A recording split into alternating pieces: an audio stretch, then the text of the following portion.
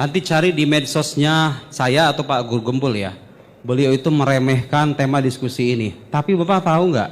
Yang nantangin duluan tuh beliau loh. Anda tahu itu kan? Oh semuanya tahu, saksi semuanya. Kok bisa dalam pikiran saya, kok bisa orang nantangin tapi nggak datang dengan argumen dan referensi gitu loh.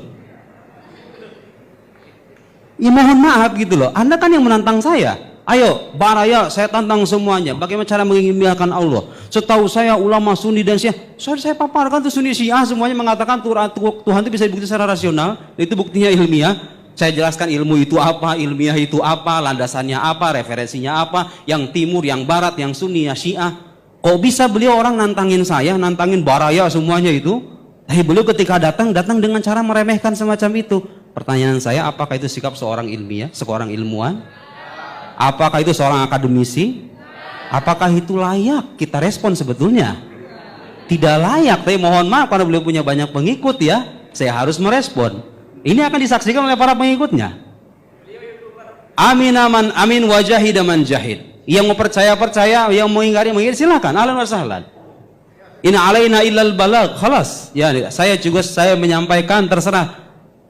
Tapi saya ingin mengutip satu ungkapan. Lihat terjemahannya ya, Pak Guru Gembul nanti. Idza tahaddasal insan fi ghairi fannihi ya'ti bil ajaib wal gharaib wasyududat wal afkar al munharifah.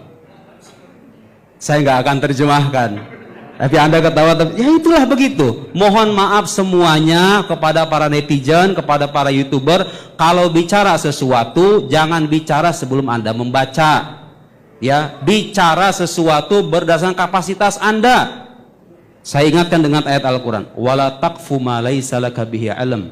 Inna sam'a wal basar wal fuad kullu ulaika kana anhu mas'ula. Jangan ikuti apa yang kalian nggak tahu. Jangan ngomong kalau nggak tahu. Nggak tahu akidah, nggak belajar akidah, nggak baca referensi utama, kok ngomong bicara akidah tidak ilmiah, Tuhan itu ada atau tidak sama saja. Begini menurut saya akidah versi saya. Ya salam. Betapa nikmatnya netizen zaman sekarang ya. Terus apa kabar yang kuliahan tahun-tahun itu? Sampai bertunggus lumus. Mohon maaf Bapak, saya di Al-Azhar itu nulis tesis hanya sebagian bait dari kitab ini saja, yang tipis ini saja. Tahu nggak berapa halaman? 900 halaman Pak. 900 halaman bahas hanya sebagian manuskrip dari Jawharat Tauhid ini saja. Tidak ada orang mengatakan akidah tidak ilmiah. Saya membayangkan ini seorang pembaharu abad 21 gitu loh. Ya salam, ternyata yang kita saksikan hanyalah asumsi dan pendapat pribadi saja. Mudah-mudahan ini sudah menjelaskan bagi semuanya. Saya tidak memaksa Anda untuk mempercaya apa yang saya tahu, tapi mari kita jaga akal sehat kita untuk tidak terpengaruh dengan pikiran-pikiran yang tidak rasional. Sekian, wassalamualaikum warahmatullahi wabarakatuh.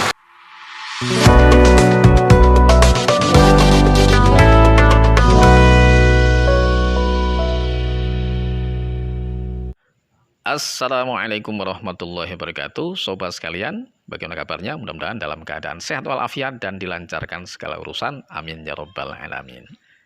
Ya, beberapa waktu yang lalu viral ya, diskusi ilmiah antara Ustadz Nuruddin ya dengan Pak Guru Gembul ya. Ini tentu saja berangkat dari pernyataan kontroversial Pak Guru Gembul yang mengatakan bahwasanya wujudullah atau keberadaan Allah Subhanahu wa taala ini tidak bisa dilogikakan atau tidak bisa diuji secara metodologi ilmiah.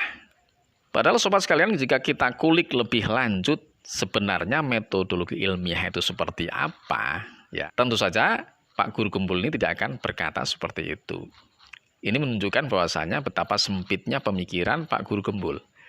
Pengetahuan tentang metodologi ilmiah atau logika ilmiah Pak Guru Gembul ini ada bermasalah ya. Ya, coba kita lihat cuplikan podcast Pak Guru Gembul dengan Koko Felix Show berikut ini ya, yang mengatakan bahwasanya wujudullah keberadaan Allah Subhanahu wa taala termasuk akidah ini suatu perkara yang tidak bisa diuji secara metodologi ilmiah. Kita saksikan dulu sebentar. Dalam pandanganku, yang aku pahami, metode ilmiah itu beda dengan metode rasional dalam menentukan logika kebenaran. Karena kalau metode rasional itu sebenarnya lebih dekat kepada deduksi. Sedangkan metode ilmiah, empiris, itu lebih dekat kepada induksi. Itu kan sebenarnya kan itu kan ya. Nah, sehingga contoh kayak gini, ketika dikatakan bahwa akidah itu tidak ilmiah, antum pasti diprotes. Karena akidah itu sangat ilmiah secara rasional. Enggak gitu. Jadi, nah, metode ilmiah yang dimaksud itu beginilah. Kita menyebut sesuatu sebagai ilmu, kita menyebut sesuatu sebagai ilmiah kalau sudah mengikuti kaidah ilmu. Kita menyebut sesuatu itu menjadi ilmu karena ada sistem pengetahuan yang mampu diuji. Dan diulang, replikasi. Dan bisa diulang pengujian itu. Betul. Nah, karena dasarnya adalah sebuah pengetahuan, maka sesuatu yang disebut ilmiah, level paling dasarnya adalah pengetahuan. Betul. Begitu kan? Nah, sekarang kita mengetahui konsepsi tentang Tuhan, kita mengetahui. Tapi kita nggak mungkin mengetahui zat Tuhan. Sepakat. Karena kita nggak mungkin mengetahui zat Tuhan, bagaimana mungkin kita menjadikan Tuhan objek penelitian ilmiah? Benar. Jadi Tuhan dan Tauhid dalam konteks itu mustahil untuk diilmiahkan. Dicapai dengan metode ilmiah. Jadi saya akan menolak keras, saya sendiri secara pribadi, saya akan menolak keras upaya-upaya mendekati Tuhan menggunakan jalur-jalur ilmiah. Betul. Yang pertama, secara ilmiah. Secara agama, metodologi ilmiah itu selalu mewajibkan kita dari awal sampai akhir untuk ragu dan tidak boleh mengklaim terhadap kebenaran. Betul. Lalu kalau misalkan kita menyebut bahwa tauhid itu harus kita ragukan selama-lamanya dari awal sampai akhir, itu gimana dasar agama kita? Nggak mungkin. Nggak mungkin. Mungkin kalau yang dimaksud oleh guru kumpul ini adalah metodologi ilmiah, logika berpikir secara empiris, ya mungkin ada benarnya, ya. Tetapi kalau kemudian menyimpulkan bahwasanya metode ilmiah itu hanya metodologi pemikiran secara logika empiris, nah ini adalah cacat logika yang dimiliki oleh guru gembul. Karena secara tidak langsung guru gembul menafikan metodologi yang lain, ya. Padahal ada logika secara empiris dan ada logika secara rasionalis, ya. Kalau berhubungan dengan zatiahnya Allah Subhanahu wa taala, dengan wujudullah, ya jelas kalau pengertian logika empiris itu sesempit itu, wujudullah ini tidak bisa dilogikakan secara empiris. Ini kemudian yang memunculkan tentang pendapatnya, bahwasanya tentang masalah akidah, spesifik tentang wujudullah, tentang keberadaan Allah Subhanahu wa taala ini tidak bisa diuji secara metodologi ilmiah. Ya, ini mungkin titik poin dari empirisme itu seperti apa, yaitu mengandalkan panca indera dalam mengambil keputusan logikanya.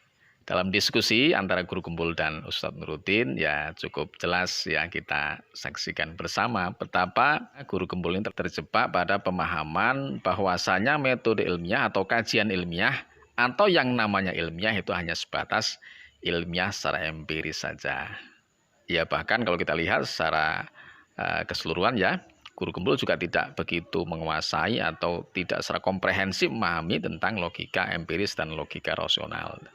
Masih perlu banyak lagi belajar tentang logika empiris dan logika rasional ya.